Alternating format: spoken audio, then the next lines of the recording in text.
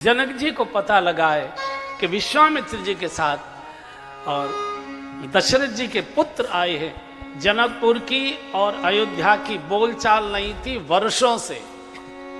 भगवान सेतु बंध का कार्य करते, दो संस्कृतियों को मिलाते, दो विचारधाराओं को मिलाते, दो राजाओं को नहीं मिलाए, दो विचारधाराओं को मिलाया। भगवान सेतु बंध के हैं। महल में विश्राम हुआ, संध्या का समय, बिल्कुल यही समय था जिस समय आप कथा में बैठे। तो भगवान ने विश्वामित्र जी को कहा कि गुरुदेव मेरी तो इच्छा नहीं हो रही, लेकिन लक्ष्मण की इच्छा आगरा घूमने की कर रही है, जनकपुर देखने की इच्छा हो रही है, तो इसे घुमा लाऊं क्या? बोले जाओ।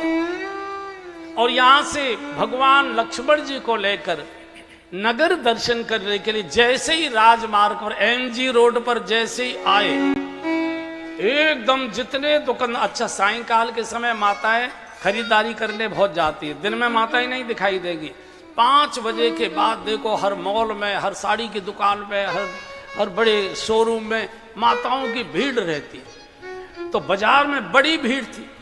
जैसे ही दोनों राजकुमारों को देखा, ये विदेह नगर के नागरिक देह के सौंदर्य में पागल हो गए। पूरी जनकपुर में हल्ला मच गया। देखन नगर भूप सुत आए, समाचार पूरे वासिन पाए। आजी देखन नगर भूप सुत आए, समाचार पूरे वासिन पाए।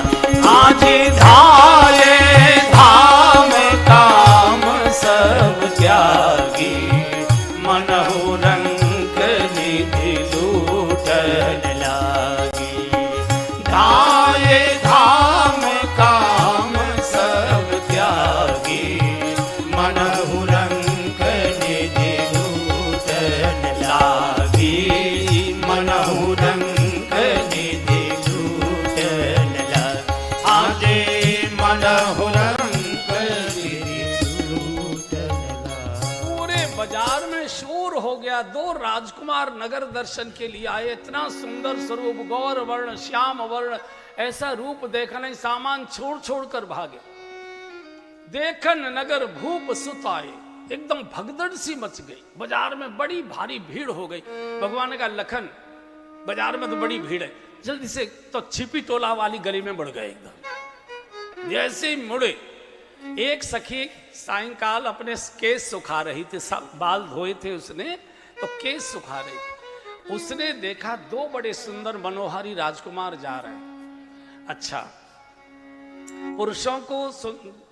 पुरुषों की सुंदरता देखकर कोई आकर्षण नहीं होता, लेकिन माताओं में सौंदर्य देखने की एक लालसा होती है। तो अब तो नीचे को निगाह करके, भगवान तो बड़ी मर्यादित थे, तो वो थोड़ी खांसी मठा रही, तो भगवान ने और नीचे को निगाह कर ली। तो उसने सामने वाली को कहा, ओ लीलावती, ओ लीलावती, अरे जल्दी चल। उसने अपने सामने वाली गली के छत वाली को, ओ जल्दी कलावती। जुबती भवन जरोकन लागी, राम रूप देखे अनुरागी। सब अपने अपनी छतों के झरोकों से देख रहे हैं, एक दूसरे से चर्चा कर रही है। अरे सखी, बर सांवरो जानकी जोगो, आगे वाला जो सांवला सलोना है ना, ये तो हमारी जानकी जी के लायक है। तो दूसरे ने रोक के कहा कि जानकी जी के लायक तो है, लेकिन जानकी जी का इनके साथ विवाह कैसे होगा? बोले क्यों? बोले धनुष इतना कठोर है और ये इतने कोमल हैं, ये धनुष कैसे तोड़ेंगे? तीसरी ने कहा कि चिंता मत करो, परेशान मत हो, इनको धनुष तोड़ने की आवश्यकता ही नहीं पड़ेगी। मुझे लगता है अभी इनको जनक जी ने नहीं देखा होगा। जनक जी जैसे इनको देख लेंगे, बिना फेरों के जानकी जी को इन्हीं के साथ विदा कर देंगे, तुम चिंता करने की आवश्यकता। लक्ष्मण जी ने कहा प्रभु कैसी सुंदर सुंदर बातें कर रहे हैं, एक बार मुखमंडल। बोले लखन नीचे को देख, ये माया की नगरी है, फंस जाएगा यहाँ। जीव चिंतित रहता है कि भगवान की कृपा हो, भगवान की कृपा हो। और सखियों में उत्सुकता बढ़ रही है कि मुखमंडल। अच्छा, दूसरे का दूल्हा देखने के लिए आपने कभी पुरुषों को बारात देखने के लिए भागते हुए नहीं देखा होगा। ज्यादातर बारातें सायंकाल के समय निकला करती थी अब तो पता नहीं कब निकलती है, पता ही नहीं लगता, सड़कों पर कोई होता ही नहीं है। रात के जब 1 बजे निकालोगे तो कौन देखेगा। लेकिन पहले दिन छिपे के करीब बारातें निकलती थी और वही भोजन बनाने का समय होता था। आटा मल रही है, सना हाथ लेके भागेगी, बारात देखो, दूसरे का दूल्हा देखने की। एक बहन से मैंने पूछा कि दूसरा का दूल्हा देखने की बहनों में इतनी उत्सुकता क्यों होती है? तो उन्होंने कहा कि मिलान करने जाती हैं कि हमारे ही जैसे हैं कि किसी और तरह के हैं। तो मैंने कहा मान लो और तरह के भी हुए तो दूल्हा तो बदला नहीं जा सकता। जो माथे मड़ गया वही ढूंढना पड़ेगा, जो मिल गया वही ढूंढना पड़ेगा। लेकिन है, और हमारे उत्तर प्रदेश में भी कुछ जिले ऐसे हैं और राजस्थान में तो सब जगह स्थिति है कि बारात देखते माता इतनी पागल हो जाती है, बावली हो जाती है कि छज्जा ही गिरा देती है। आपने सुना होगा कि बारात देखते समय छज्जा गिर गया और इतने घायल हो गए। पूरी गली में ये चर्चा हो रही। एक बहू की सास लगभग होगी ये 75-80 साल की, अच्छी लड्डू कचौड़ी मठरी वगैरह खाई हुई थी। तो बेंत टेक कर आई, बोले क्योरी बीननी हो। राजस्थान में बहुओं को बीननी कहते हैं, यहां भी कहते हैं क्या बीननी? मैंने राजस्थान में पूछा कि बहू को बहू कहना चाहिए, बीननी क्यों कहते हैं? बोले सैकड़ों में से एक बीन के लाई जाती है इसलिए बीननी कहते हैं। राजस्थान में बहुओं को बीननी कहते, या कोई होंगे राजस्थान के वो जानते हो। तो वो बैग टेकते क्यों रही, मैं इतनी देर से तुम्हारी बातें सुन रही। अच्छा, ये जो बूढ़ी मैया होती है ना, ये वैसे तो बहुत ऊंचा सुनती है, पर बहुओं की ये फुसफुस भी सुन लेती है, पता नहीं, बड़े तेज कान होते हैं। तो अगर मान लो इनका जानकी जी के साथ विवाह हो भी जाए तो तुमको क्या फायदा होगा? बोले फायदा मां, बहुत बड़ा फायदा होगा। क्या होगा?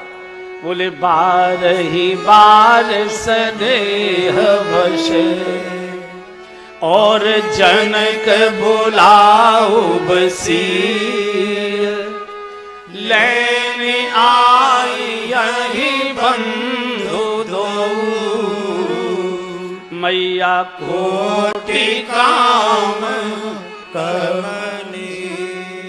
अगर जानकी जी का इनके साथ विवाह हो जाएगा और जानकी जी विदा होकर ससुराल चली जाएंगी, तो जनक जी की जानकी जी इतनी लड़हती हैं, इतनी लाडली हैं कि जानकी जी को बहुत दिनों तक बिना देखे जनक जी रह ही नहीं सकते। इसलिए 12 बार स्नेह के कारण से जनक जी बार बार जानकी जी को जनकपुर बुलाया करेंगे और ये राजकुमार बार बार विदा कराने के लिए जनकपुर आया करेंगे और हमको घर बैठे इनका दर्शन होता रहेगा। कैसी सुंदर बात है। लक्ष्मण जी ने कहा कि प्रभु अब तो कृपा कर दो, अब इतने आप कंजूस मत बनिए। देखो कितनी सुंदर सुंदर बातें कर रहे। एक बार भगवान ने जीव की प्रार्थना स्वीकार, भगवान तो जीव की प्रार्थना ही स्वीकार करता है। लक्ष्मण जी जीव धर्म के आचार्य। एक बार ऊपर की ओर दृष्टि की तो भगवान का रूप सौंदर्य देखकर मूर्छित होकर गिरने लगे। जब प्रभु चले तो जोर जोर से रोने लगी। तो भगवान ने कहा कि अब तो दर्शन हो गया, अब रोती क्यों? बोले हमारी भी व्यवस्था करिए। बोले क्या मतलब? बोले हमने तो अपना मन आपको अर्पित कर दिया, अब बिना मन के तन का यहाँ क्या करेंगे?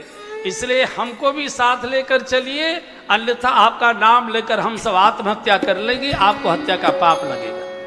भगवान ने कहा लखन और कर ले सिफारिश। और भगवान ने कहा ये नहीं हो सकता। बोले तो हम आत्महत्या करती है। भगवान ने कहा मरने की धमकी मत दो। फिर क्या करें? बोले प्रतीक्षा करो। कब तक की? बोले द्वापर तक की।